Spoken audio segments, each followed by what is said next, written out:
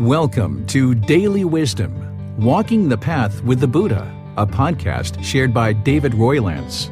This podcast is dedicated to guiding you to completely eliminate the discontent mind and the suffering it causes by attaining enlightenment. Learn and practice the teachings of Gotama Buddha that will guide you to fully attain a peaceful, calm, serene, and content mind with joy. To support this podcast, visit patreon.com/support Buddha or visit buddhadailywisdom.com, where you will discover a full range of courses, retreats, and online learning resources to assist you on the path to enlightenment. Now, here's our teacher to share more.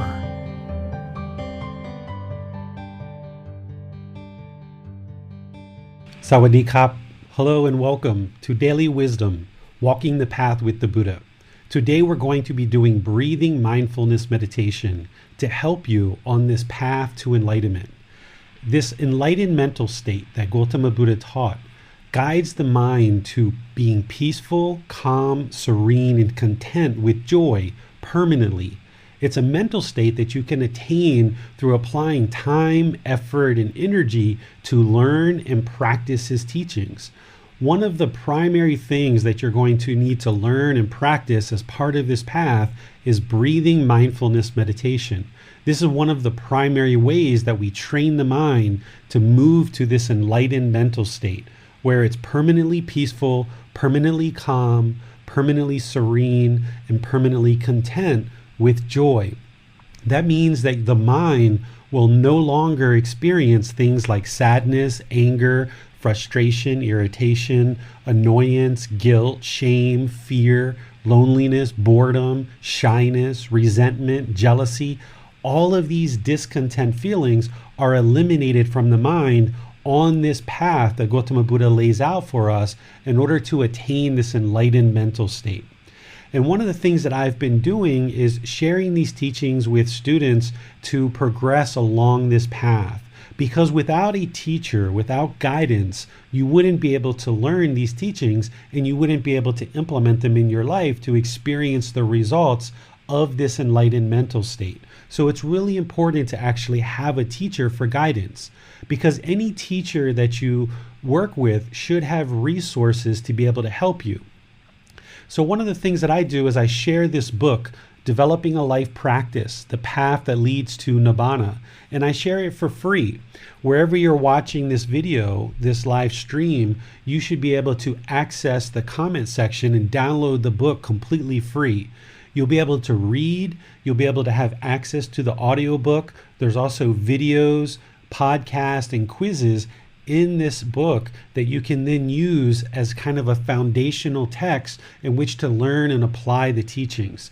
Then twice a week, I share these online classes on Sunday and Wednesday at 9 o'clock Thai time, where I live stream out to various places across the internet, and we host an online interactive virtual classroom through Zoom.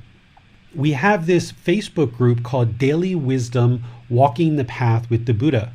And if you're watching this live stream anywhere else besides there and YouTube or Zoom, I really suggest that you now click the link to come into Daily Wisdom, Walking the Path with the Buddha, because watching this live stream through that, you'll be able to actually ask questions during our live session today as I share with you breathing mindfulness meditation and help you to learn this. By clicking on that link, you'll be able to join the group pretty much instantly, and then we have a moderator named Max who will be able to see your questions that you submit in comments and be able to ask those during the various times of the class where we pause for questions. Because that's a very important thing, that you get your questions answered. Rather than just broadcasting, I like to keep these sessions very interactive so that you're able to get your questions answered based on the content that I'm sharing and also some other things that you've learned in your life. So if this is your first time joining us, I'd like to really welcome you to our group learning program, and I would like to even further welcome you into Daily Wisdom, Walking the Path with the Buddha, where you can join and get access to a whole host of various resources to help you on this path. So today, which is Wednesday, we're actually going to be studying breathing mindfulness meditation, because every Wednesday we either do breathing mindfulness meditation or loving kindness meditation or Buddhist chanting. On Sundays, we take a chapter from this book, Developing a Life Practice, The Path That Leads to Nibbana, and we dive into that chapter and we explore that on Sunday. So right now we're on chapter 7, which is the 5 precepts. And this Sunday coming up, we'll be on chapter 8, which is transforming the 3 poisons, greed, hatred, and delusion. But on Wednesdays, we set aside time to really help you to deepen your meditation practice, or if you're interested in learning Buddhist chanting, to help you understand that and add that into your meditation practice. So that's what we're going to be doing today, now that it's a Wednesday. Rather than just teach you meditation, what I would like to start out with, because I have a feeling there's going to be a lot of new people joining us today, what I would like to start out with is helping you understand why we're actually meditating. Because the entire world is starting to learn more and more how important meditation is. And in order to actually start meditating, it's important for the mind to understand why. Why are we meditating?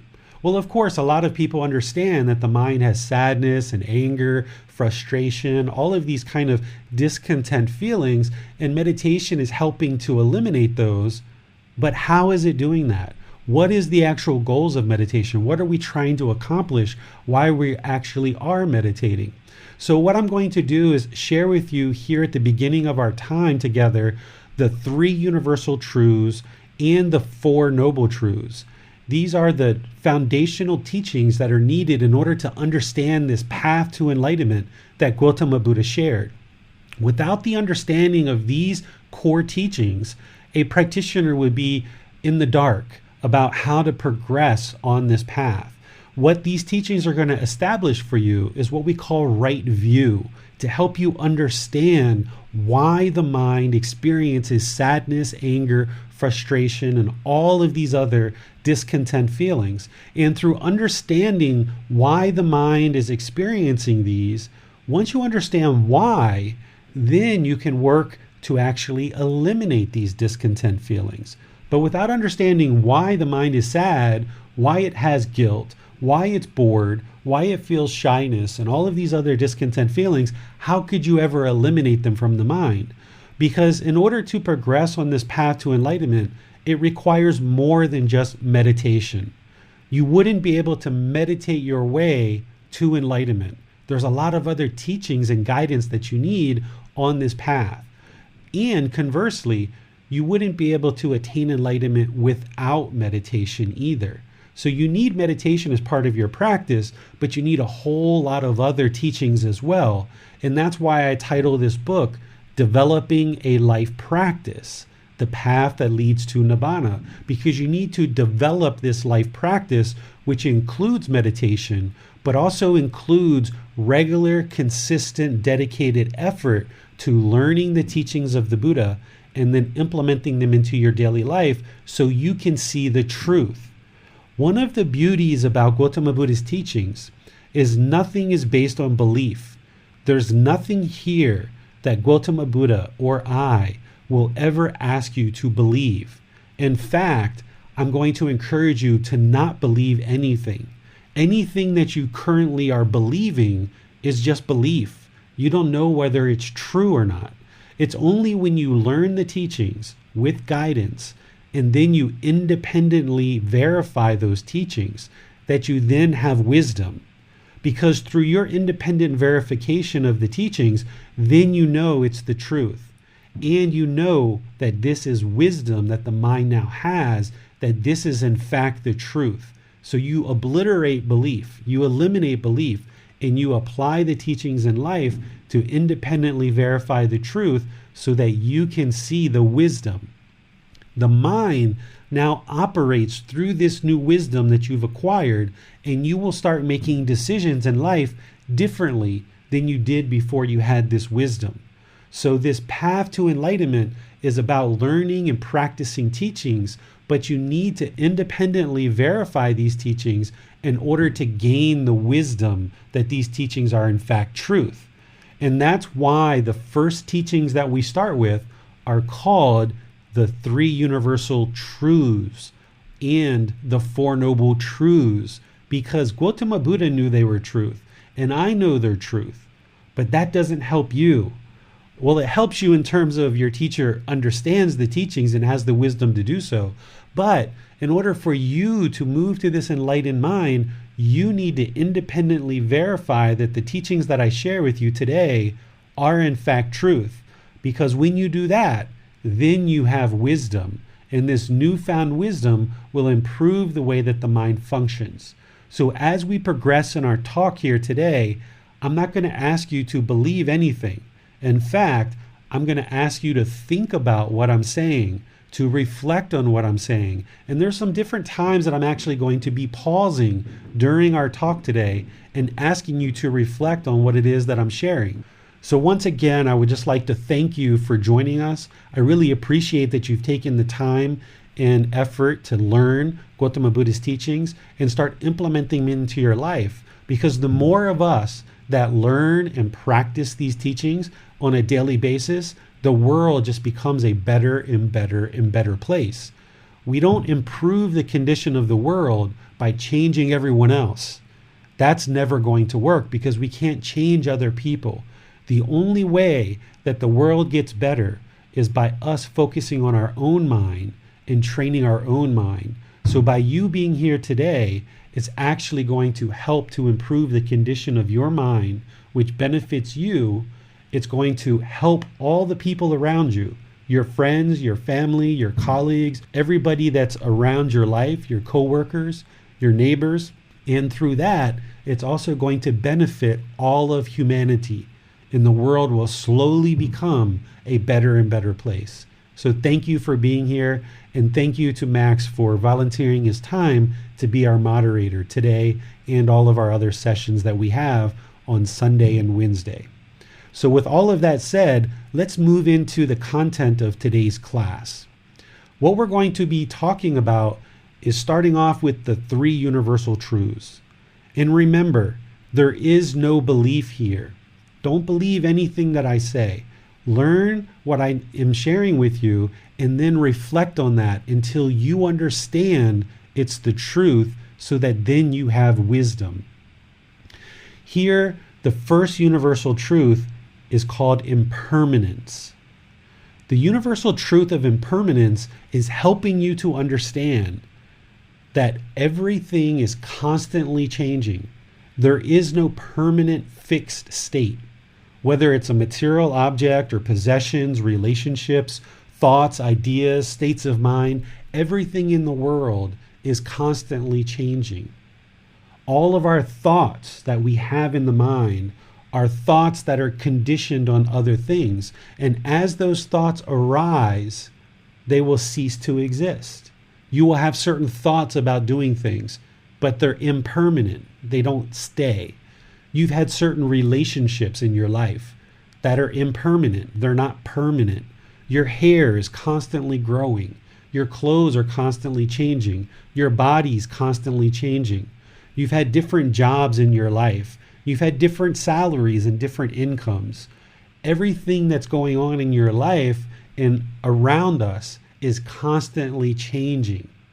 The only thing that's steady or fixed or constant is the mental state of enlightenment itself and the natural laws of existence. So these teachings that Gotama Buddha shared over 2,500 years ago, he taught about the natural laws of existence. Those are the same natural laws of existence that exist today because those haven't changed. And that's why his teachings from 2,500 years ago are just as applicable then as they are now. So we can learn and study and experience the results of this enlightened mind because he taught about the natural laws of existence. His teachings are timeless. But everything else besides the natural laws of existence in this mental state of enlightenment are always constantly changing. You have to get a new toothbrush all the time. Your teeth are constantly changing. Your relationships are constantly changing. where you sleep, where you live, your jobs, your relationships. Everything's constantly changing. So this is the universal truth of impermanence. But don't believe it. Don't believe it. You need to see its truth yourself. So one of the ways to determine that this is truth is to try to disprove the Buddha. So if you can find just one thing that's permanent, then you've disproven the Buddha. And if you've disproved the Buddha, that means the Buddha's teachings are not real. They're not correct. So the way to confirm whether this is true or not is to try to disprove the Buddha. So look through your life. What has been permanent in your life? Again, are you wearing the same clothes that you've always worn? Does your hair stay the same length? Do your teeth stay the same, or have you had different teeth come and go? Do you get cavities, right? Does the quality of your hair change? Does your jobs constantly change? Do you have relationships that have started and ended and you're no longer in those relationships? You have new friends, you have new jobs, your jobs and your salary constantly changing. If you reflect on this, what you're going to come to is impermanence is indeed a universal truth. And then you'll have this wisdom. If you're not seeing this now, it's okay. But what you need to do is you need to walk around for however many days it takes and try to find something that's permanent. And what you're going to find is nothing's permanent, because this is a universal truth. So this is the first universal truth that it's important for you to understand, and we're going to build on this as we go through our talk today, reaching to meditation. So this is a foundational teaching to help you get to the point where you understand why the mind is experiencing sadness, anger, frustration, and all of these discontent feelings, and why we're actually doing meditation. So impermanence is a foundational teaching to understand. The second universal truth is called discontentedness. In the Pali Canon, which is the original source of what we have from Gotama Buddha's teachings, the word that's used here is dukkha. That's the Pali word, which is no longer a spoken language today. A lot of people will translate this to mean suffering. They teach that the Buddha taught that there's suffering in the world. Well, true, there is suffering in the world, but that's not an accurate translation of this word dukkha.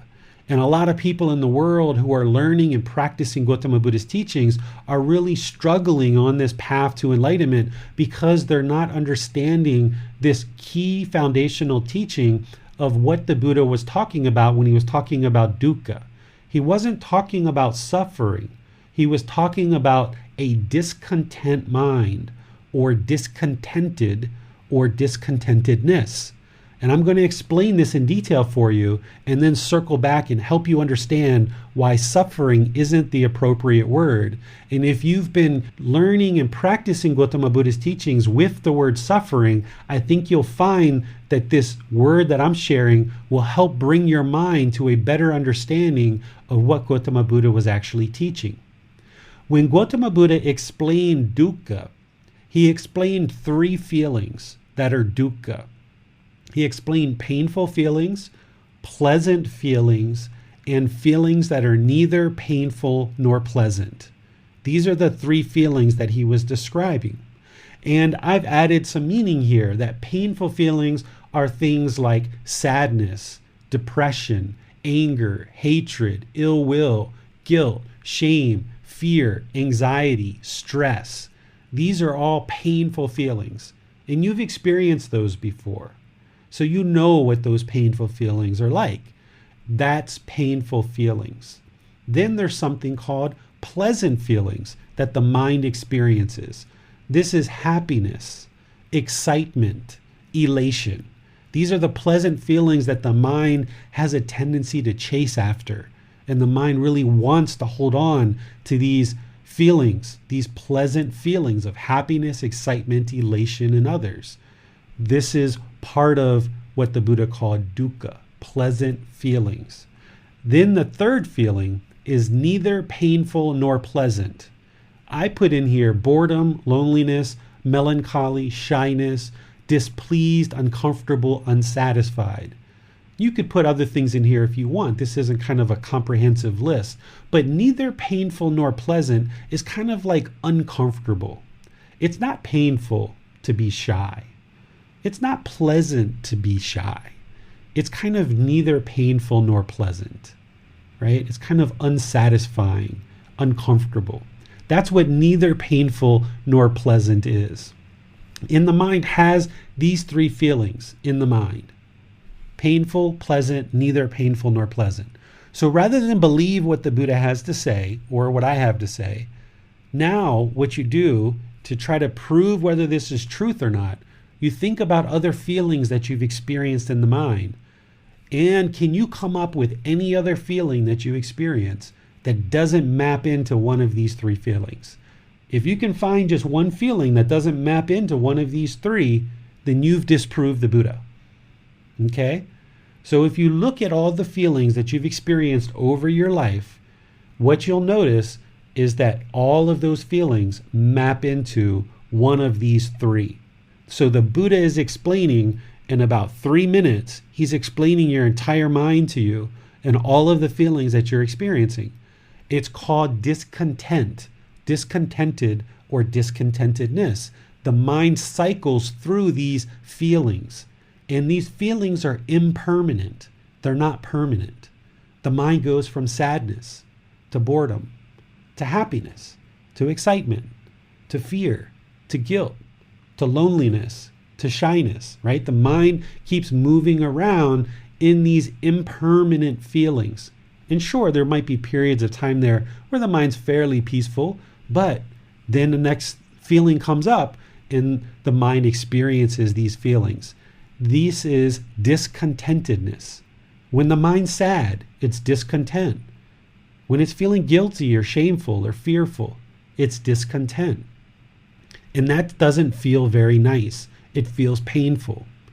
But likewise, when the mind is feeling happiness, excitement, elation, these pleasant feelings, the mind is also discontent because it's dissatisfying, because this happy feeling is not permanent. This happy feeling is impermanent.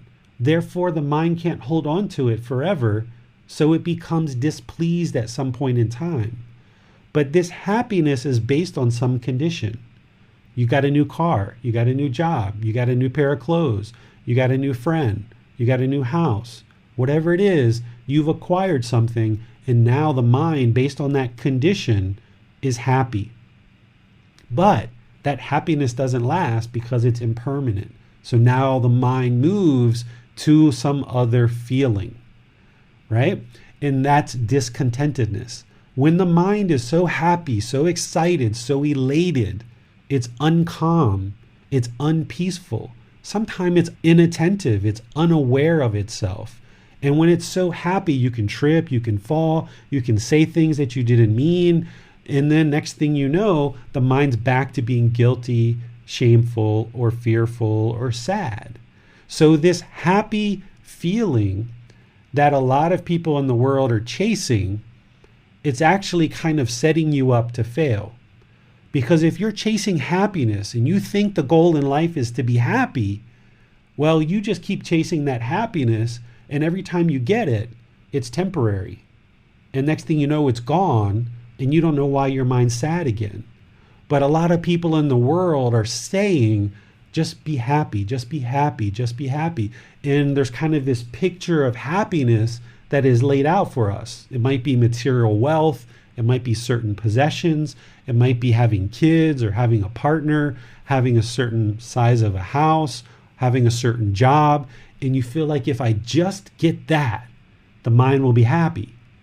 And it is. It's happy for a temporary period of time, but then that condition is impermanent. It's temporary. So now the mind moves to sadness, anger, frustration, or something else. So if you've been chasing happiness, the reason why you haven't been able to attain permanent happiness is because happiness isn't permanent.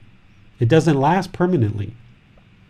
So, likewise, in the pleasant feelings, the mind is discontent, discontented, or discontentedness. And then if the mind's bored, lonely, shy, displeased, uncomfortable, this is neither painful nor pleasant. This is discontentedness as well, because the mind is unsatisfied. It's uncomfortable. Okay? These are the three feelings of a discontent mind. Painful, pleasant, neither painful nor pleasant. Well, if you've been using the word suffering to relate to Gotama Buddha's teachings, to me, suffering explains painful feelings quite well. Sadness, yeah, suffering. Depression, anger, ill will, guilt, shame, fear, yeah, that's suffering. But when you're happy or excited or elated, would you consider that you are suffering? Would you describe that as suffering? I don't think so. Or when your mind is neither painful nor pleasant, like shy, would you say that you were suffering when you were shy? Probably not. So if we use this word suffering, then we're only describing 1/3, 33% of what the Buddha was actually teaching. So we're missing another 66% of what the Buddha was teaching. And that's a big amount of missing of his teachings. So we shouldn't use this word suffering any longer to refer to what Gotama Buddha was teaching as this second universal truth. We should be using this word discontent, discontented, or discontentedness, because this describes the three feelings that Gotama Buddha was teaching. Because what you're going to hear as part of these teachings is the goal is to eliminate these discontent feelings in the mind, this temporary, impermanent discontent feelings, so that as the mind is trained to enlightenment, it gains this permanent mental state where the mind is peaceful, calm, serene, and content with joy. That's permanent. So another aspect of these teachings that sometimes people share is they say enlightenment or nirvana or nibbana is ultimate happiness or permanent happiness. Permanent happiness doesn't exist. So the way we need to describe enlightenment or nibbana is a peaceful, calm, serene, and content mind. So when you learn that you're eliminating discontentedness from the mind and you're working to attain peaceful, calm, serene, and content mind with joy, now it's very clear in the mind what it is that you're working to eliminate and what it is you're working to attain. And by having that very clear in the mind, now you're more likely to attain it. But if we use this old language of the past of suffering and happiness, we're missing completely what it is that the Buddha was sharing with us that we need to eliminate from the mind and that which we need to attain. So this second universal truth of discontent, discontented, or discontentedness is what we're working to eliminate from the mind. We're working to eliminate these impermanent conditioned feelings where the mind cycles through all these impermanent feelings and getting to this place where the mind is permanently peaceful, calm, serene, and content with joy. And we're going to talk about how to do that throughout this program. And meditation is one of the ways that we do that, but we're going to get to that. The third universal truth is called non-self. This is more of kind of like an intermediate to an advanced teaching, but let me share it with you and kind of introduce it to you now. And then when you get further on this path, then I will help you to deepen your understanding of this teaching more and more. What the teaching of non-self is referring to is it's helping you to understand that there is no permanent self. Okay? In the unenlightened mind, there is a self. The unenlightened mind holds on to this self-image and this self-identity. And it thinks that there is a self. So if I ask you, point to yourself. Where are you? Go ahead, point to yourself. Where are you? You're probably going to take your finger and point here, or here, or here. But that's not yourself, because that's just a shirt, or that's just skin, or that's just bones. You keep ripping that stuff out. You get to organs and you get to fluid. So where are you? Right? This you, this I, It only exists in the mind. The self only exists in the unenlightened mind. And it has this self-identity and this self-image. And because of that self-image in the mind, the unenlightened mind can oftentimes become very selfish. And we protect the self, much like an animal. When animals are in the wild, they become very fearful. They're very afraid. They have to look out. They have to protect. And they have to defend themselves or they're going to die. And because we are in this human world and we have this unenlightened mind holding on to this self, when people say things that we disagree with in the unenlightened mind, we become very protective. We protect the self because we disagree with what they say, so we get very hostile like an animal. Or if somebody wants something that we have, we may not be interested to share, and we become very selfish, much like an animal. But being in the human world, we can let go of this self. We don't need to hold on to this concept of a self in the mind because it's causing you trouble. It's sabotaging your relationships. This is my son, my car, my house, my wife. And if all this stuff is yours, mine, now we try to control it and we put our expectations on it. And then when it gets damaged or they do what we don't agree with, then we become angry and frustrated. So this self that's in the mind causes all kinds of problems, and it sabotages a lot of our relationships because we're trying to protect this self and we become very selfish. So the way to get to enlightenment is we need to eradicate this self.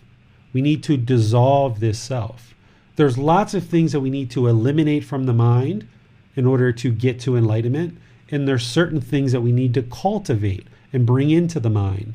One of the things that we need to eradicate is this self, this concept of a permanent self that exists in the mind.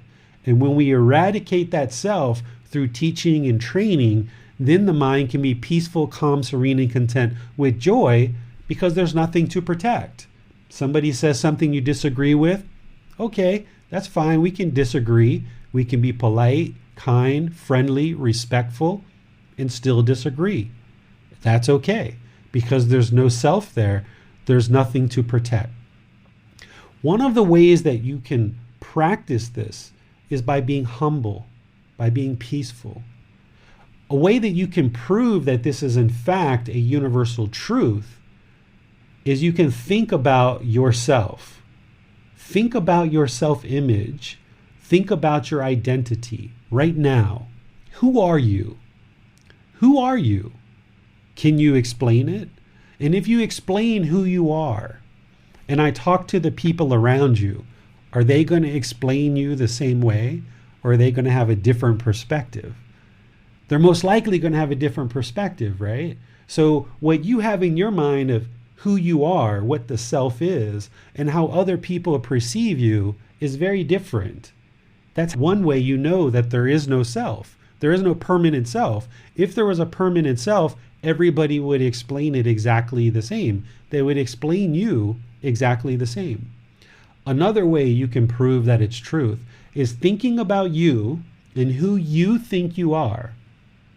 Look back over your life from the time you were a child to a teenager to an early adult to middle adult, whatever age you are now. Has your image, your self-image and your self-identity changed over that time and how you viewed yourself? Well, the answer is yes. When you were a child, teenager, early adult, middle life, and now, you've viewed your self-identity and your self-image differently. And this is how you know there's no permanent self, because your image and how you view yourself keeps changing. So that's how you know that this permanent self only resides in the mind. Okay? There's other teachings here along non-self that will help you to realize non-self. Realizing non-self is to dissolve the self out of the mind and eradicate this permanent self that exists in the unenlightened mind so that you can realize non-self. and eradicate this from the mind. And in doing so, as you learn and progress on this path, then you will see that the mind will reside more peaceful, calm, serene, and content with joy, because you're not always looking out for the next person who disagrees with you and being fearful and protecting this self, much like an animal does in the forest. You don't need to do that in the human state. So let me pause here and take our first set of questions with our moderator, Max. Anything that's come in through Daily Wisdom Facebook group, Daily Wisdom YouTube channel, or in our Zoom classroom. Hi David, I have a question on impermanence. Are natural laws impermanent? The natural laws of existence are not impermanent. They are actually permanent, to the point that as long as there's existence, these natural laws will exist. One of the jokes is, what's permanent is impermanence. Impermanence is always going to exist as long as there's existence. So there's going to be impermanence, right? So these natural laws, and you'll learn more and more about these natural laws, the natural law of Gotama and some of the others, these are all permanent. Got it. Thank you, David. We have no questions at the moment. Okay, so let's move on. I shared the 3 universal truths with you as building blocks to move us into the 4 noble truths. It's the 4 noble truths that establishes for you right view and helps you to understand why the mind is experiencing all this discontentedness. And once you understand why, then we can talk about how to eliminate it. Okay? So let's move into the 4 noble truths. Moving into the 4 noble truths, the first thing that you need to understand, even before progressing into the 4 noble truths, is what we call craving, desire, attachment. This is language that we use in the English language to talk about this mind, this unenlightened mind that has this mental longing for something with a strong eagerness.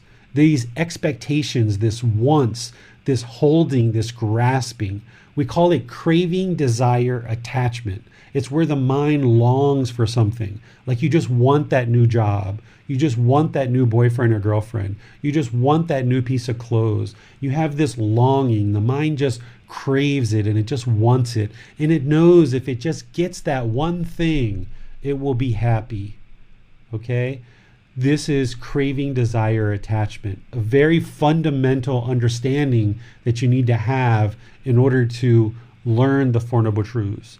We use the word craving, desire, attachment, but there's also other words like expectations, wants, holding, grasping. This is that longing for something, this strong eagerness.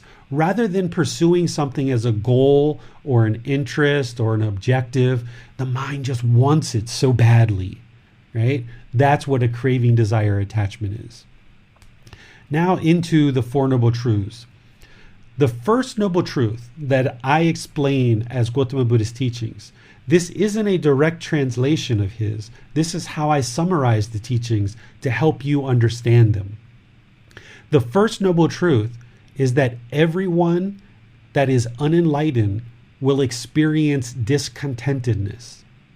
So if you experience painful feelings, pleasant feelings, feelings that are neither painful nor pleasant, and these feelings are impermanent, and the mind is moving around through all these impermanent feelings, then you know that your mind is discontent. You know that it's unenlightened. No big deal. There's lots of unenlightened people in the world. The goal is for you to learn more and more so that your mind can become enlightened. But this first noble truth helps you to understand that if your mind is experiencing discontentedness, it's currently unenlightened. Big deal. Okay, you're unenlightened because you're experiencing discontentedness. Now let's move on to the second noble truth to understand the cause. Why? Why is the mind unenlightened? Why is it experiencing this discontentedness? This is the second noble truth. Discontentedness is caused by our own attachments because the mind craves for everything to be permanent. when everything in the world is impermanent. I'm going to repeat this a few times, break it down, and then give you examples so that you don't believe what I'm saying, but you can see the truth for yourself. Okay? Discontentedness is caused. So painful feelings, pleasant feelings, and feelings that are neither painful nor pleasant is caused by our own attachments, this mental longing and strong eagerness, because the mind craves, it wants things, it has this mental longing and strong eagerness for everything to be permanent. The unenlightened mind wants things to be permanent when everything in the world is impermanent. Let me give you an example. I know you can relate to this.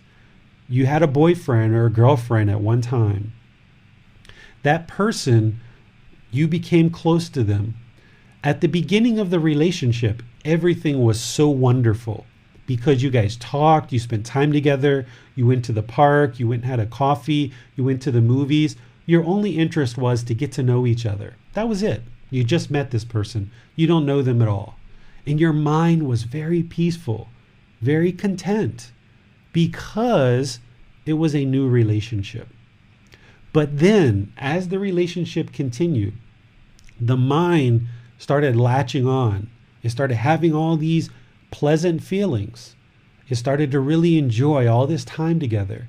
And now the mind have this attachment, this mental longing with a strong eagerness. And the more the mind craved with this mental longing and strong eagerness, the relationship kind of got smothered and sabotaged. And then you broke up. Somebody got angry, got frustrated, got irritated, and you separated. Then the mind became sad or angry or frustrated or irritated or lonely or bored. Why? Because your mind craved for this relationship to be permanent. Your mind wanted this relationship to be permanent. Your mind expected for this relationship to be permanent. But nothing's permanent. Relationships are impermanent. So when your mind separated and realized that this relationship was over, the unenlightened mind doesn't like impermanence. So another way to say that the mind craves permanence is to say the mind doesn't like impermanence. So whenever there's change, the mind doesn't like that. It doesn't appreciate that. It becomes sad, it becomes angry, it becomes frustrated, it becomes irritated, it becomes bored and lonely. And it has this mental longing with a strong eagerness for this relationship to be permanent. This is why your mind becomes sad. And essentially, you caused it yourself. Not necessarily the breakup, but you caused the mind to be sad, to be angry, to be frustrated, to be lonely, to bored, because this unenlightened mind grasped and held on and craves permanence. And as long as the mind craves that permanence, it's going to be discontent. It's going to experience this discontentedness as long as the mind keeps expecting permanence. And until you train it otherwise, it's going to have this discontentedness. So whether you had a breakup in a relationship, whether you have somebody that dies that's close to you, that's the same reason why it's sad, because the mind is holding on, expecting it to be permanent. If you've ever broken a dish in your kitchen, and then when the dish broke, you became angry or frustrated or sad, it's the same thing. The mind craved for this dish to be permanent. And when impermanence happened, then the mind became discontent. If you've ever come outside and saw a scratch on your car and you got angry or frustrated, it's the same thing. Your mind craved permanence. It wanted this car to look like this permanently. And because it doesn't, it experienced impermanence. Now the mind is discontent. So we actually, in the unenlightened state, cause the discontent mind. We cause it ourselves because the mind is untrained and it wants this permanence. It craves for this permanence, right? So the second noble truth is discontentedness is caused by our own attachments because the mind craves for everything to be permanent when everything in the world is impermanent. We have to accept impermanence. We have to understand that it's a universal truth. It's not going away. We need to train the mind to be able to understand this impermanence and accept it. But that's going to take gradual training. So here we go. The third noble truth. The third noble truth is the elimination of discontentedness is possible by eliminating attachments. So if we eliminate this mental longing with a strong eagerness where the mind craves permanence, if we eliminate that, then we eliminate the discontentedness. And once again, you know this is true because that boyfriend or girlfriend that separated from you, when you were first separated, the mind was sad or angry or bored or lonely, but eventually you got to the point where you just let it go. And you said, you know what? Okay, let them go. If they want to go be with somebody else or they don't want to be with me, okay, so be it. And then your mind let that go and it became peaceful. Or maybe some of you have had relationships that you still haven't let go of, and it's been 5 or 10 years, and you're still holding on to it, still craving it, and that's why the mind's discontent. But because you're the one that's causing the mind to be discontent, because of this mental longing and strong eagerness, what the third noble truth is sharing with you is because you're the one that's causing it, you can actually eliminate it. That's why you can attain enlightenment, is because you're the one that's causing the discontent mind. Because you're causing all the discontentedness, that's the reason why you can eliminate it. So the third noble truth is the elimination of discontentedness is possible by eliminating the craving, desire, attachments, this mental longing with a strong eagerness. And that's where today's meditation comes in. Because today's meditation that we're doing, breathing mindfulness meditation, is to eliminate this mental longing with a strong eagerness where the mind holds on to things and it wants things to be permanent. We're going to train the mind through breathing mindfulness meditation to let go. We're going to train it to let go because the unenlightened mind wants to hold on so tightly. We're going to actually train it in meditation to let go. And as you do that over multiple sessions, over many months and years, developing a life practice, you will then train the mind to be able to let go of things, and therefore you won't cause your mind to be discontent. Because you're causing it to be discontent by holding on. Through us training the mind to let go, then you're going to see that the mind can be peaceful, calm, serene, and content permanently with joy because you've let things go. You've allowed the mind to release its hold. You've allowed the mind to train so that it doesn't crave this permanence, that it accepts and understands impermanence. And then the fourth noble truth is the path to eliminate discontentedness is the Eightfold Path. This is the entire path to enlightenment that Gotama Buddha shares with us. Like I mentioned, you wouldn't be able to just meditate only. There's a whole path that you need to learn and practice and see the truth and gain wisdom. And the more that you learn this path and implement it into your daily life, the more that you will see that the mind becomes more peaceful, calm, serene, and content with joy more and more for longer periods of time until eventually it permanently resides in this peaceful, calm, serene, and content mind with joy where the mind is now enlightened. But you need to eliminate certain qualities from the mind and you need to cultivate other qualities in the mind which are all laid out on this path to enlightenment, the Eightfold Path. So let's pause here and see if there's any questions that have come in through our Daily Wisdom Facebook group, our YouTube channel, or Zoom of questions that you might have to clarify and understand these Four Noble Truths better. What do you think, David, are some of the most common misconceptions or misunderstandings around the Four Noble Truths or craving that we should be aware of? I think the misunderstandings can be quite vast. I've talked through the clarity of what I feel Gotama Buddha was teaching.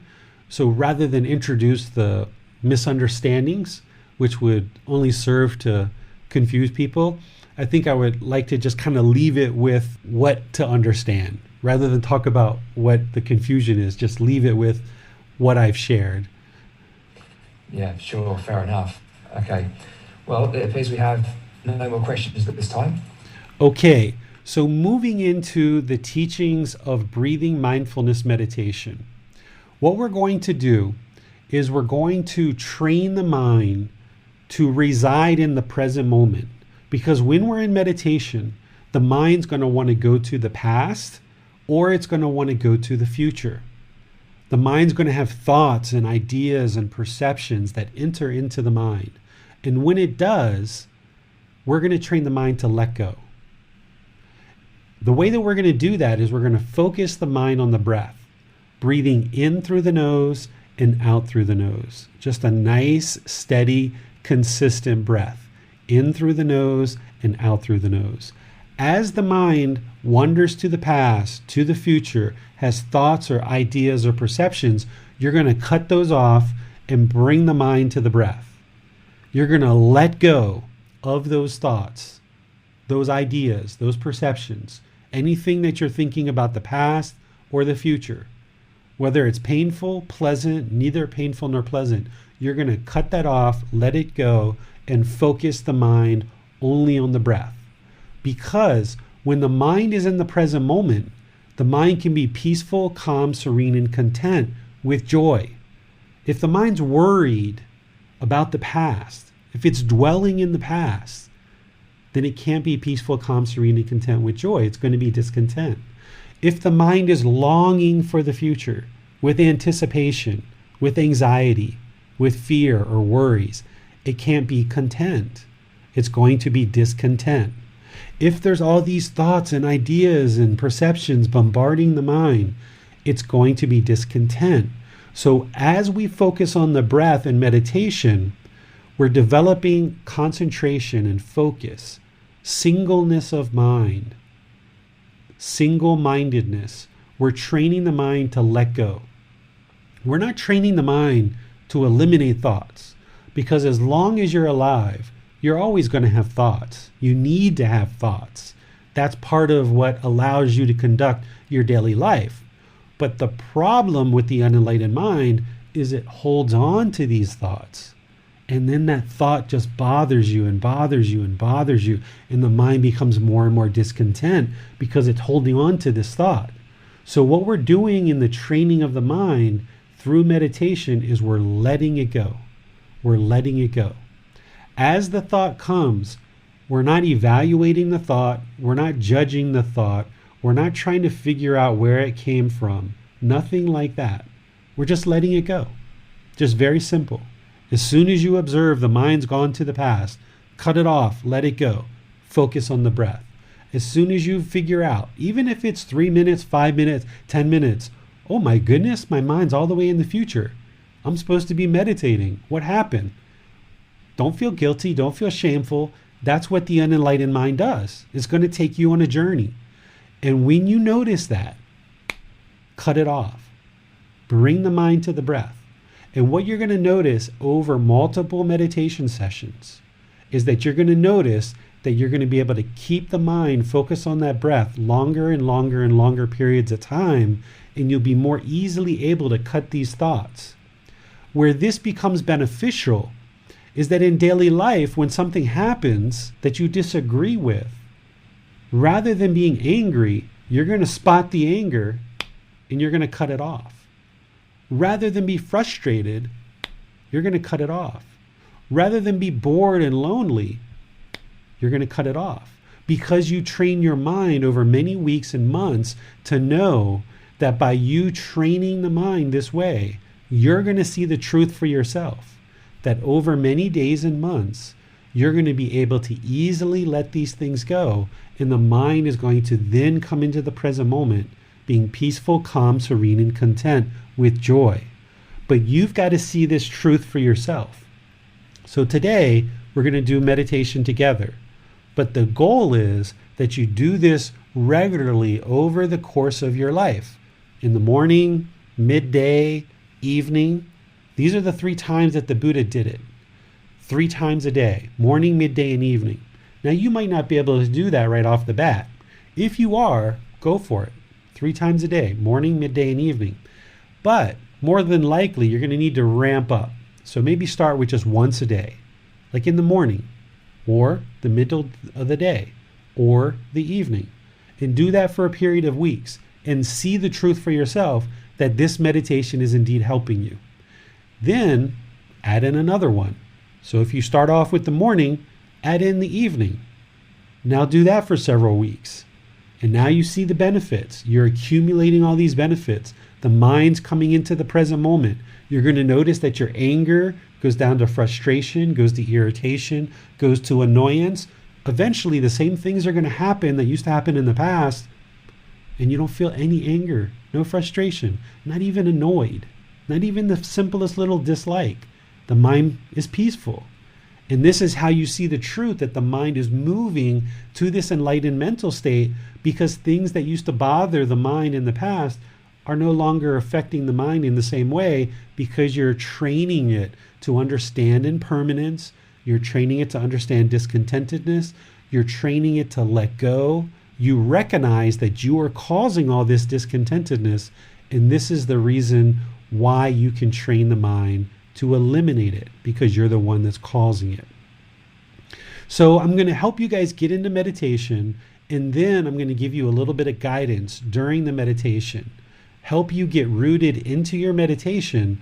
We'll do meditation for a period of time, and then we'll finish and have questions at the end. Now, what you're going to notice when I meditate is I don't use a timer. There's no need to use a timer. If you're timing your meditation, then the mind's probably going to sit there and wonder, is it 30 minutes yet? Is it 30 minutes yet? Is it 30 minutes yet? So it's got this longing with a strong eagerness. That's what we're trying to eliminate from the mind. So when you meditate on your own, don't even set an alarm. Just meditate. When you're done, you're done. The other thing that can happen if you set an alarm is you can be deep in meditation, getting all kinds of benefit, and then beep, beep, beep, beep. If I would have just not set that alarm, I could have got so much more benefit. So don't even set an alarm. And I'm not going to use one today, and I don't use any. I never use an alarm. If you ask me right now, how long did I meditate for this morning?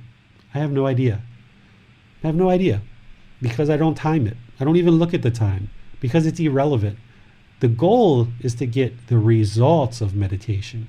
The amount of time doesn't matter, because over the course of your life, you're going to have to meditate a whole lot in order to get to this enlightened mental state. So if you meditate 5 minutes today, 30 minutes tomorrow, 45 minutes another day, 20 minutes another day, what does it matter? It's impermanent. Your meditation is impermanent. You're not going to have this permanent fixed time to meditate all the time, right? So just don't even keep track of the time. Just meditate and look for the benefits of the meditation. So typically when you're first learning to meditate, you start off in the seated position.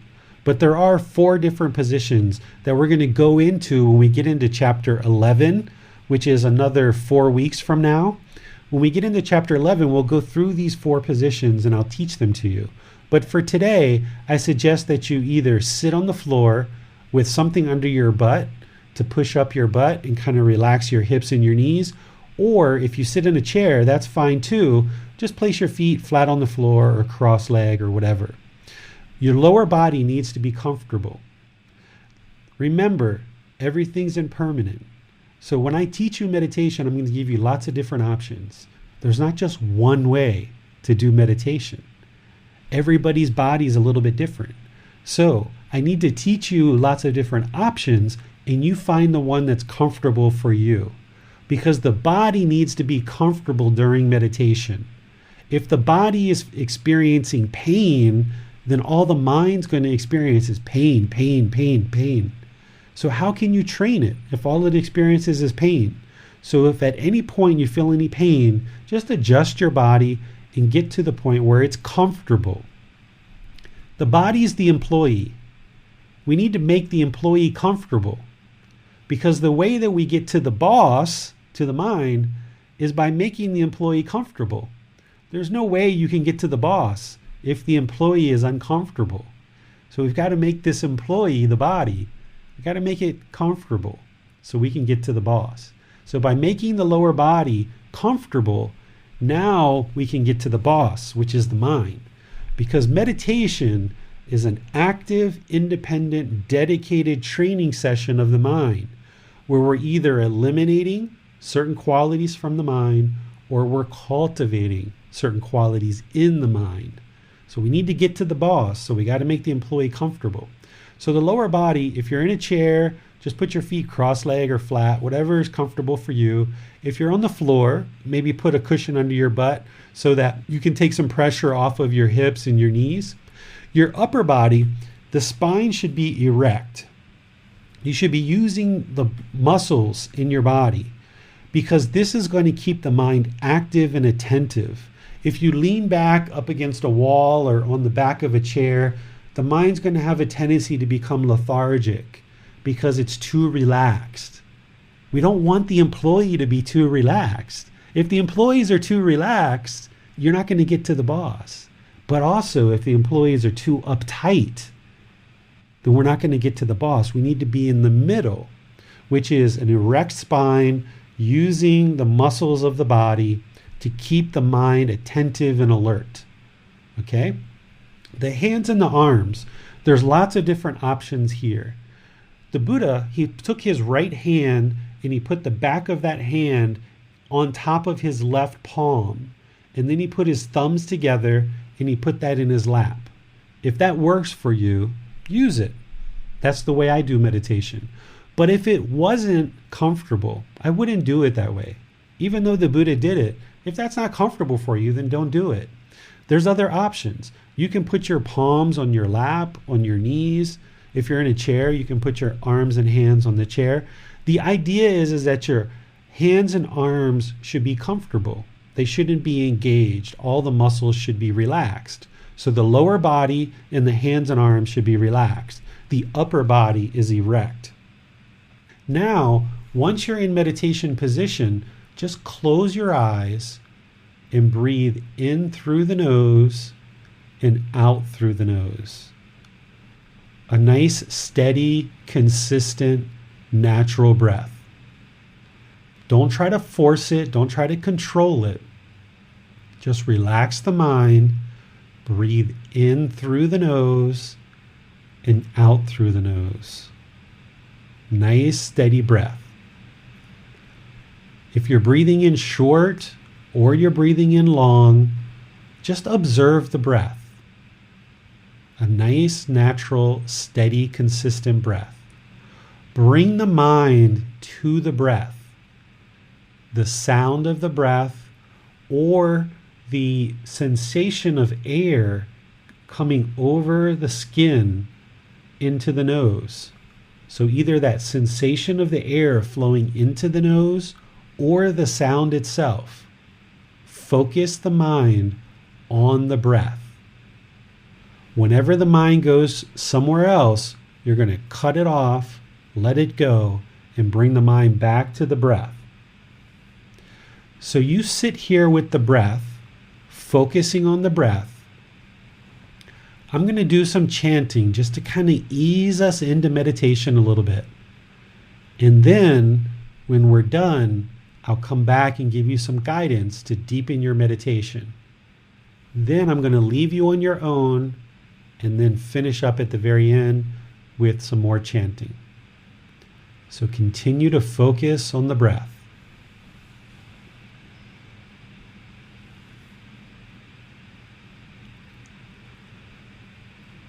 Arahang Samma Sambuddho Bhagava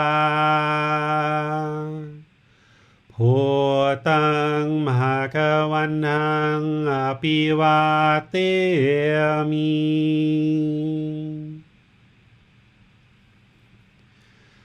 สวากขาโตมหะคะวะตาธัมโมธัมมังนามัสสามิ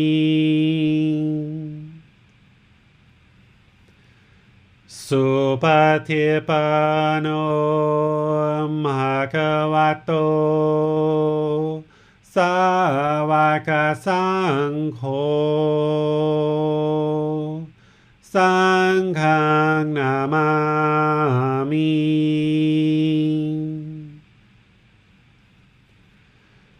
นะโมตัสสะภะคะวะโต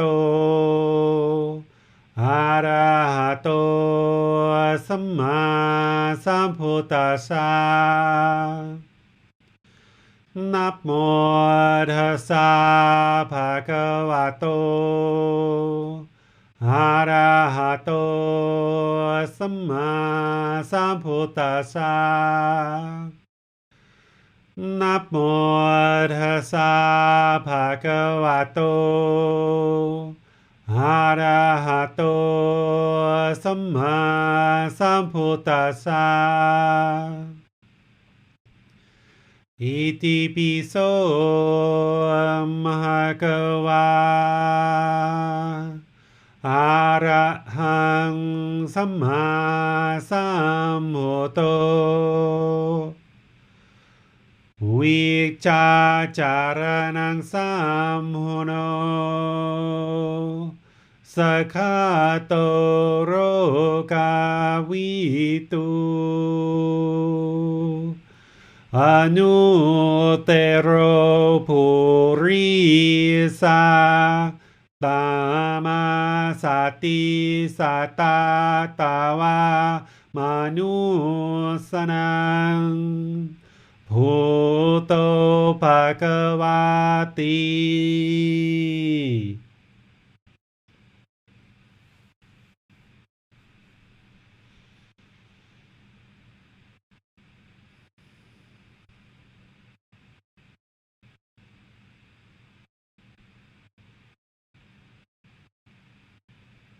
Continuing to focus on the breath,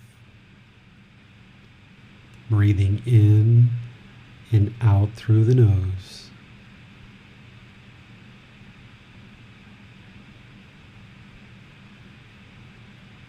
Focus on the sound or the sensation of the air coming in and out of the nose. The breath is the present moment. When you fixate the mind on the present moment, on the breath, it can reside peaceful, calm, serene, and content with joy.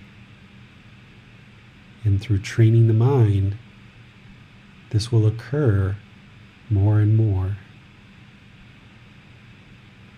So if the mind goes to the past, cut that off. Let it go. Bring the mind to the breath. If the mind goes into the future, let that go. Cut it off. Bring the mind to the present moment, to the breath. As any thoughts or ideas or perceptions enter the mind, let that go. Cut it off. Bring the mind to the breath, to the present moment.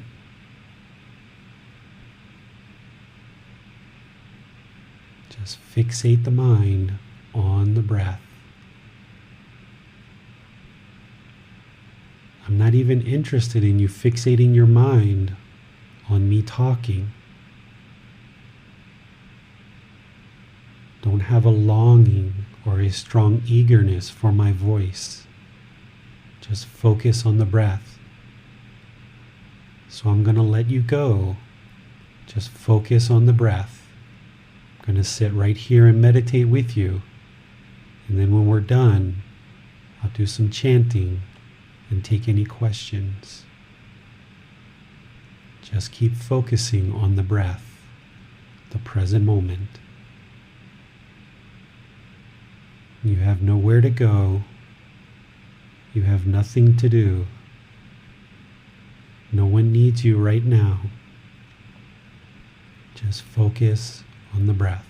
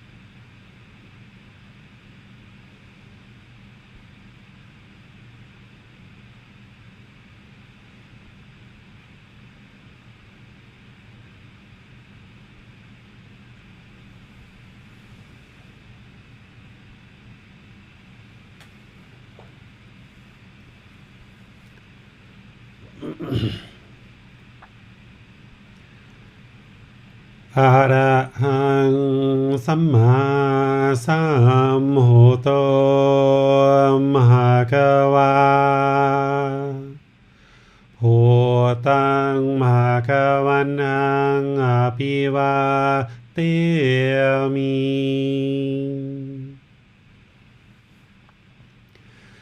สวากขาโตมหากวตาธัมโมตามังนามาสามิ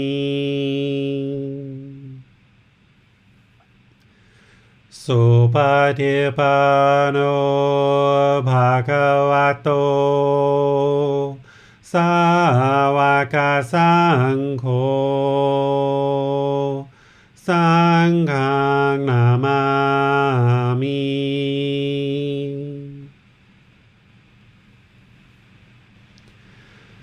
นะโมตัสสะภะคะวะโต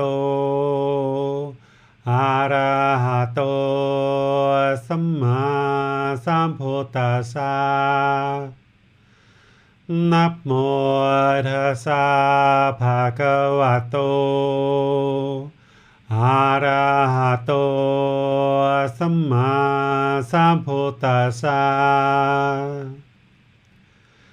นะโมตัสสะภะคะวะโตอะระหะโตสัมมาสัมพุทธัสสะอิติปิโสมหะวาอะระหังสัมมาสัมพุทโธวิจาจารณังสัมพุโนสัคขะโตโรกาวิตุอนุเตโรภูริสาตามาสติสัตตาตาวามานุสนังพุทโธภควาติ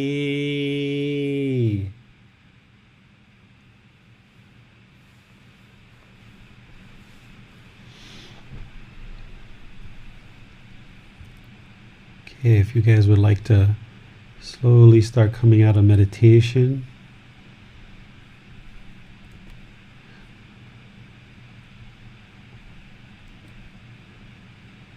Just kind of bring your mind back to right here, right now.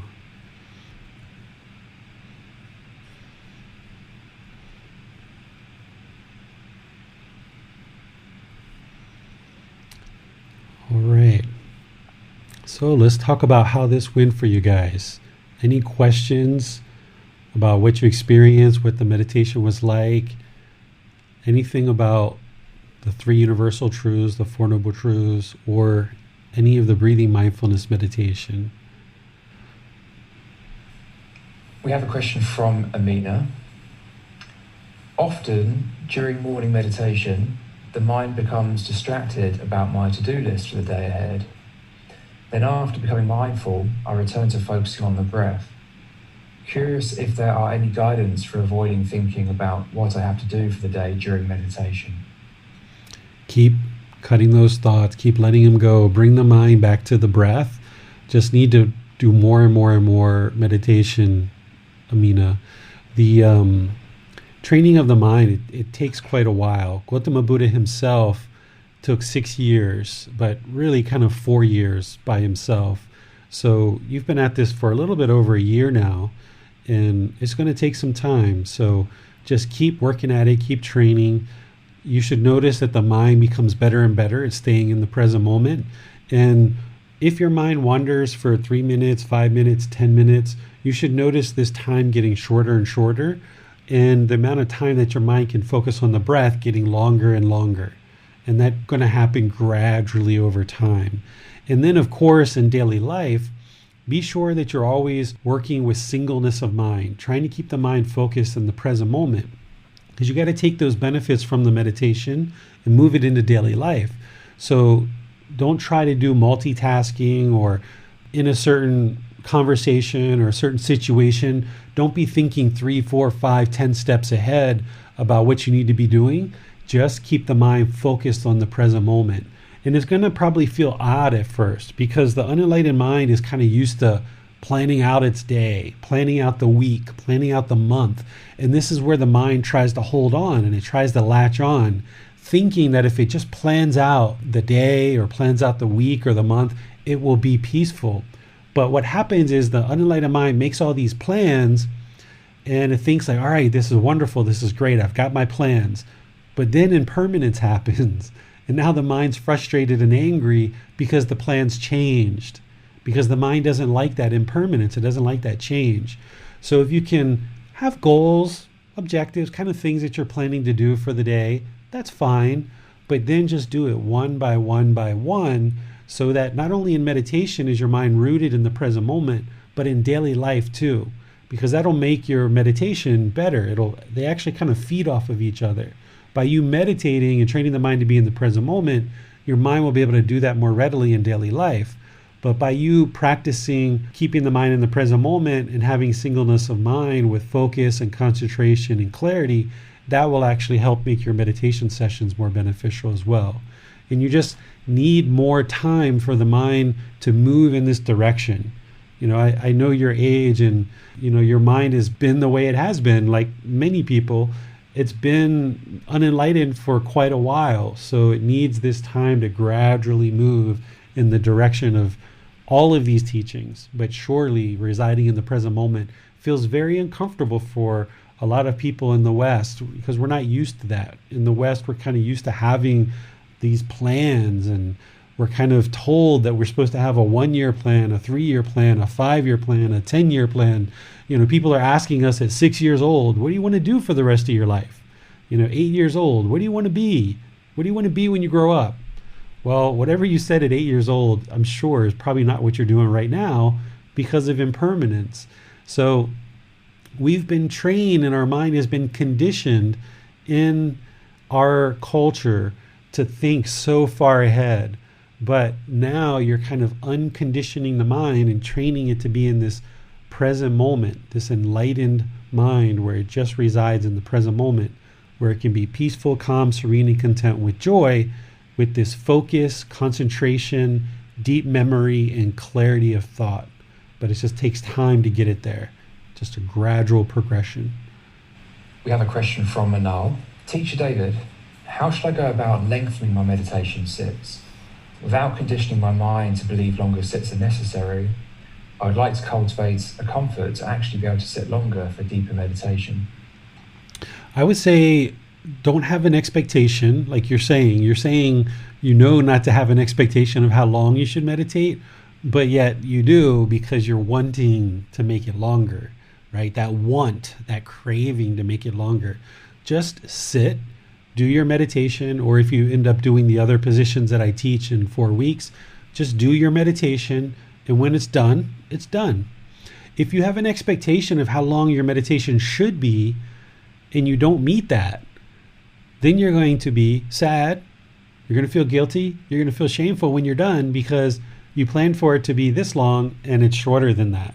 So it's these expectations, it's this mental longing with a strong eagerness, the mind longing for something that is causing it to be sad, angry, frustrated, feel guilt, shame, lonely, bored. All these discontent feelings are coming from that longing with a strong eagerness. And as long as that's there, the mind's going to be discontent. So even with meditation, don't have an expectation of how long it should or shouldn't be. Just start your meditation, and when you feel done, you're done. I'll kind of tell you, people ask me all the time, how long are my meditations? I really don't know. But I'll tell you what I typically do is I just sit, and whenever my legs or my feet or my knees start feeling too much pain, I just stop. Truthfully, that's what I do. When it's just like, all right, I can't, my body needs to rest, I just stop. So if that's 20 minutes, then it's 20 minutes. But I wouldn't even know that because I don't check the time. Or if it's 45 minutes or an hour, then I wouldn't know it. So just go for whatever feels right. And if the body, you can move it around and get into a more comfortable position to continue your meditation, then go with it. But don't have that expectation, because that expectation is what's going to cause the mind to be discontent, even about meditation itself. I have a question, David. How much effort is required during meditation? You really do need to apply effort. You really need to actively engage the mind, be attentive, be alert, be aware of the mind. And if you sit down in meditation and it's just bombardment of thoughts and random chatter, don't feel like, oh gosh, I can't meditate because I've got so much chatter in my mind. But that's exactly why you need to be meditating. Sometimes I've seen people give up because they feel like their mind is too busy. My mind's too busy, I can't meditate. Well, that's exactly why they need to be meditating. I would say the first 3 to 5 years of me attempting to meditate, I didn't even know what I was doing. It was like hitting a brick wall every time I meditated. And I just stuck with it and just kind of figured that someday it would all work out, and it did. So if you're sitting down and you're noticing your mind is really bombarded with thoughts, this is mindfulness. This is awareness of mind. You're alert, you're attentive, you have awareness of mind, that your mind is busy. Use that as motivation and encouragement that you do, in fact, need to continue to meditate, continue to learn, and continue to develop this life practice. Don't turn away from it and get discouraged and give up because you can't meditate, because you are meditating. If you walk away from a meditation session with, gosh, my mind's just super busy today, you meditated. You're now aware that your mind's busy, and you need to be more attentive about that and apply more dedication to continue to learn and practice. This transition from the unenlightened mind to enlightened mind, it's going to happen gradually and slowly. But in meditation itself, the mind needs to be attentive and alert and aware. If you're feeling the mind become lethargic or fall asleep or things like this is where we can use standing meditation, we can use walking meditation, other things. What I used to do is if I noticed my mind was like too lethargic or I just couldn't hold the breath, and after 5-10 minutes, probably, I'm just guessing, of trying to do that, and it just wasn't working out, I would just stop. So rather than sit there and be frustrated or angry that I couldn't bring the mind back to the breath, if I noticed at any point during my meditation, I kept making these repeated efforts to do it, 5 minutes, 10 minutes, 15 minutes-ish kind of transpired, and I realized that I just couldn't bring my mind back to the breath, then I would just stop. And I would try again. Sometimes I would try again in another hour or two. Sometimes it would be 5 hours. Sometimes it would be the evening or the next day. But I always tried again, and the conditions might be right at that point in time. Now, with that said, you don't want to just go 2 minutes and then, okay, my mind's too busy, I'm done, I'm out of here. You want to give it a real good effort of bringing that mind to the breath, and realize that every meditation session is going to be different. Why? Because of impermanence, right?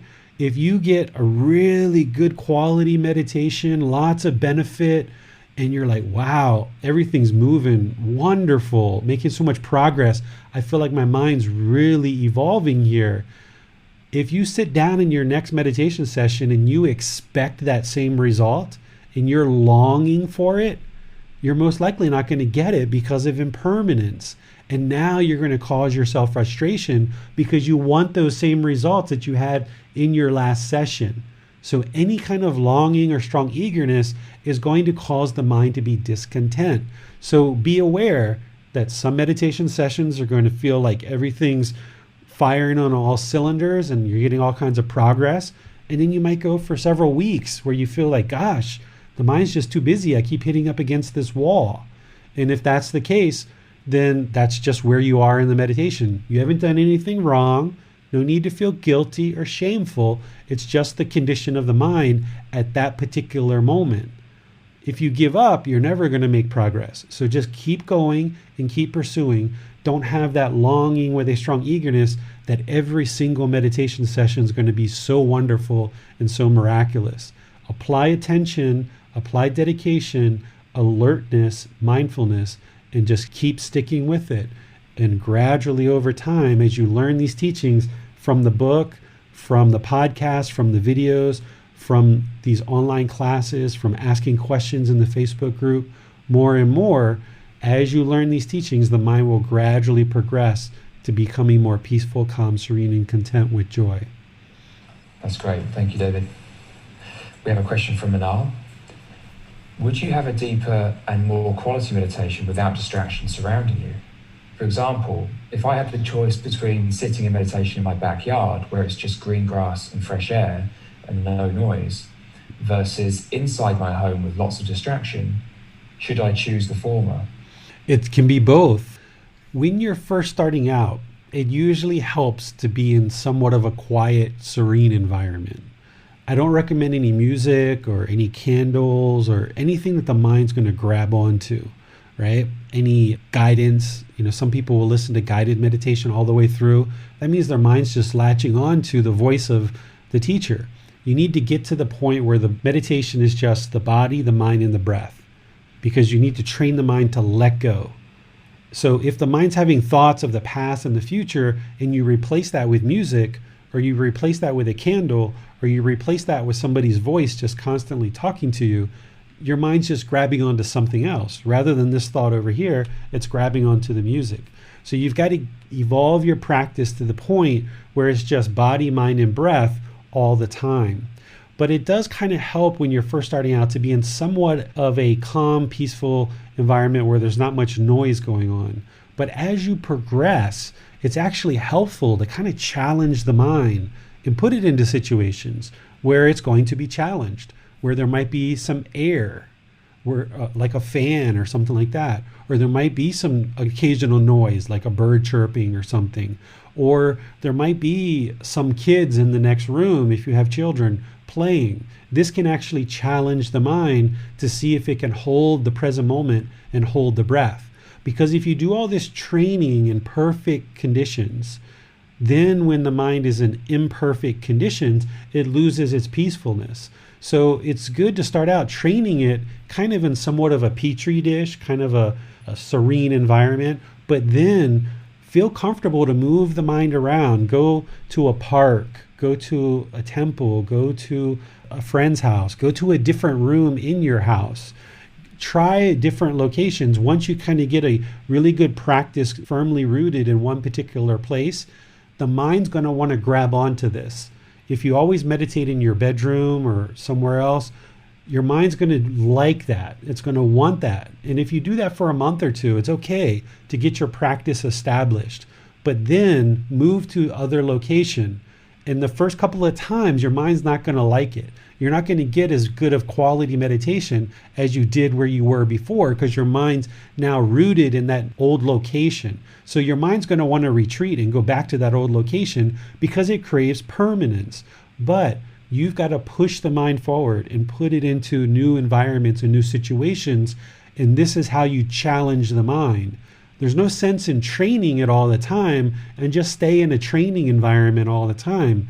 By moving it into real life scenario where you're in a park or you're in a place where there is activity, that's going to challenge the mind more and put this training to the test a little bit. And that's where your mind's going to be tested in daily life when you're out and about at work, or you're walking down the street, or you're in conversations with friends and family.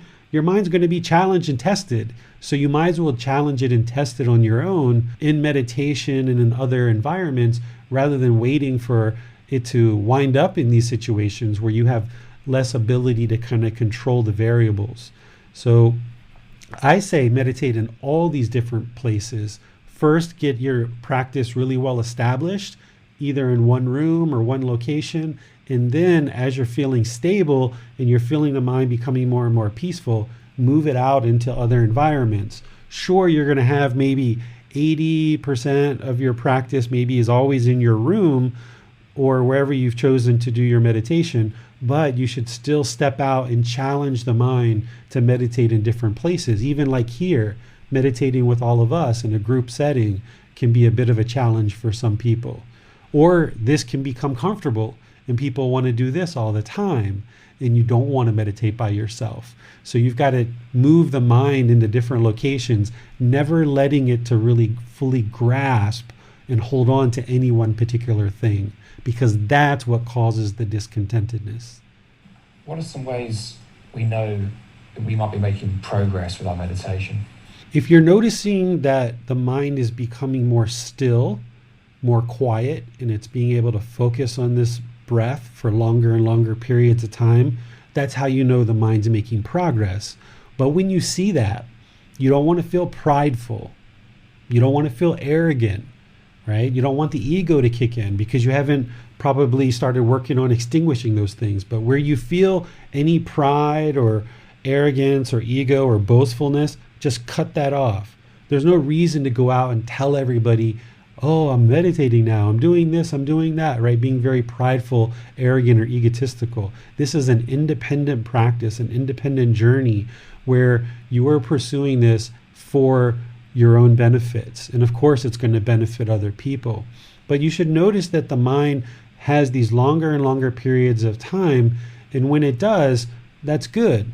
But once again, you're not always going to have this straight line trajectory to enlightenment. You're going to take, 10 steps forward, 2 or 3 back. 10 steps forward, 2 or 3 back. 10 steps forward, 2 or 3 back. The ego is going to always want to convince you that you're more enlightened than you really are. It's always going to tell you you're more enlightened than you already are because the ego wants to hold on. The ego doesn't want to let go. It's going to try to convince you you're closer to enlightenment than you really are because the ego doesn't want to move out. You're kind of evicting it. You're like, okay, you've got your eviction notice. You got to get out of here. The ego's like, no, I'm not going anywhere. I'm staying right here. Who are you to kick me out, right? So as you meditate and you feel this progress happening, the ego is going to want to convince you that, oh, look at you. You're so wonderful. You're so great. And you want to do just the opposite and recognize that's the ego and say, you're out of here, buddy. I'm done with you. You're just getting me into trouble. Thanks, David. That's extremely helpful. And we have a question from Jabran. He says, at times breathing causes uncomfortable feelings in my stomach. What should I do? I would suggest breathing into your lungs rather than down into your stomach. You don't need to have a lot of movement in your abdomen. Some people meditate that way, but if that's causing you pain, you can breathe into your lungs, and that will be a nice, more consistent breath rather than down into your abdomen. And be sure that you're setting up really nicely. Put some cushions under your rear and get your rear up and kind of elongate your spine, because if you kind of collapse all of this, it can kind of put pressure on the internal organs. So you want to get the spine nice and erect, get some cushions under your rear, and really prop yourself up. Okay, it appears we have no more questions at this time. Okay, so what I'll say then is just continue with this practice. The breathing mindfulness meditation is the foundation of your meditation practice. This is going to address the primary problem in the mind. There's other problems that Gotama Buddha discovered about the mind. And in fact, we're going to be talking about those on Sunday. Just 4 days from now at 9 o'clock Thai time, we're going to be talking about the bigger picture of what are the true problems that Gotama Buddha discovered in the mind. But this problem of craving, desire, attachment, how the mind has this longing with a strong eagerness, this is the primary problem. So that's what's causing discontentedness in the mind. So it's this breathing mindfulness meditation, which is the primary training to eradicate the discontentedness of the mind. But as you heard in that fourth noble truth, there's an entire path. It's not just breathing mindfulness meditation. It's an entire path of learning and applying the teachings to bring the mind to this enlightened mental state. But the breathing mindfulness meditation is one of the foundational practices that you need in order to move the mind closer and closer to enlightenment, because you need to knock down that mental longing with a strong eagerness so the mind doesn't hold on. So you should be doing this daily. either morning, midday, or evening, maybe all three or just two. Whatever it is, you need to build up your practice to be doing this more and more often during your day. And what you'll notice is, rather than believe me that this works, is you'll see the truth for yourself. Even today, if all you noticed was that your mind was really busy, what you noticed is that you're now developing mindfulness, awareness of mind. And that's good, because that's part of the path. In order to purify the mind and train the mind, you need to have awareness of mind. So today when you meditated, if all you experienced was a lot of chatter, then at least you're building awareness of mind. But if at any point in your meditation today, whether you experienced 10 seconds or 5 seconds or even 1 second of complete and utter peacefulness, where the mind was just peaceful, calm, serene, and content with joy, even if it was just for 1 second, let that be the truth to show you that you can train the mind to get to that mental state. And now, even if you just got 1 second, the goal is to expand that for wider and wider periods of time during your meditation, and then also outside of meditation. So if you just got even 1 second of peaceful, calm, serene, and content with joy today, then that's the truth to show you that you can actually move the mind in this direction. And it's possible. That's almost like temporary enlightenment, right? But what we're doing is we're training the mind to move to this permanent mental state where it always resides, peaceful, calm, serene, and content with joy. And it's only going to do that with your dedicated learning to learn all the teachings, apply those in your daily life to include meditation. So keep learning, keep practicing, and make this part of your daily life where you're practicing breathing mindfulness meditation. On Sunday, we're going to be discussing transforming the 3 poisons: greed, hatred, and delusion. This is chapter 8 in the book, Developing a Life Practice, the Path That Leads to Nibbana. So if you haven't read that chapter yet, you can either read before or after class, or before and after class. There's also an audiobook that's free that you can use that as well. On Sunday, I'm going to be discussing that in the same location on Zoom and live streaming to all the various places that we live stream to. Once we talk on Sunday, again, you'll have lots of chances to ask questions. So anything that you've been reading or thinking about, reflecting on, you can ask those during class, or if anything comes up during the week, you can post that into Facebook or reach out to me personally. Next Wednesday, we're going to be learning loving kindness meditation, because loving kindness meditation actually solves one of the other major problems in the mind, which we'll be discussing on Sunday. So enjoy your meditation practice. Thank you for being here. Thank you for choosing to make Gotama Buddha's teachings an important part of your life. Through learning and practicing these teachings, you're going to improve the condition of your mind and the condition of your life. You're going to be making better and better decisions to improve all areas of your life. And by doing that, not only will you benefit, but all the people around you will benefit, and all of humanity. So by you doing this, you're actually helping everyone else. But you can't help everyone else if you haven't addressed your own mind. So in order to help others, you have to start with yourself first. This isn't selfish. This is you addressing the real problem, which is your mind. You can't go around and change everyone else, but you can change your mind. And that's what you're doing through learning and practicing this path to enlightenment. So until next time, have a wonderful day, and we'll see you on Sunday at 9 o'clock Thai time. Thank you very much. Sawadee krap. Thank you for listening to this podcast. To provide support for this podcast, visit patreon.com/support Buddha. To access more teachings, visit buddhadailywisdom.com. There, you will discover a full range of courses, retreats, and online resources to assist you on the path to enlightenment. Remember to establish a daily, consistent meditation practice, along with learning and practicing these teachings. A well-developed meditation practice is the foundation in which to train the mind to attain enlightenment.